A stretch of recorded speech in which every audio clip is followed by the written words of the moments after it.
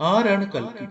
ഹൈന്ദവ വിശ്വാസപ്രകാരം മഹാവിഷ്ണുവിന്റെ പത്താമത്തേതും അവസാനത്തേതുമായ അവതാരമാണ് കൽക്കി. വെളുത്ത കുതിര, അനശ്വരത എന്നൊക്കെയാണ് ഈ പദത്തിന്റെ അർത്ഥം. മാലിന്യത്തെ അകറ്റുന്നവൻ എന്നർത്ഥമുള്ള കൽക്ക എന്ന സംസ്കൃത ധാതുവിൽ നിന്നാണ് ഈ വാക്കുണ്ടായതെന്ന് കരുതപ്പെടുന്നു. കലിയുഗാന്ത്യത്തിൽ ഭഗവാൻ മഹാവിഷ്ണു കൽക്കി എന്ന അവതാരമെടുക്കുമെന്ന് പല പുരാണങ്ങളും പ്രവചിക്കുന്നു.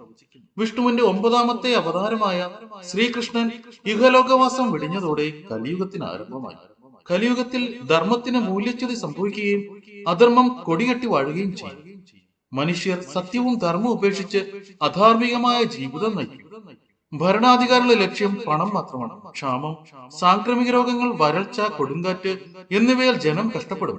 അങ്ങനെ കാലദോഷത്തിന്റെ പാരമ്യത്തിൽ ധർമ്മം പുനഃസ്ഥാപിക്കുവാനായി വിഷ്ണു ശമ്പലം ഗ്രാമത്തിലെ ഒരു തമിഴ് കുടുംബത്തിൽ കൽക്കിയായി ജനിക്കും. ദുഷ്ടന്മാരെ നിഗ്രഹിച്ച് വർണ്ണാശ്രമ ധർമ്മങ്ങളും പുരുഷാർത്ഥങ്ങളും പുനഃസ്ഥാപിക്കും.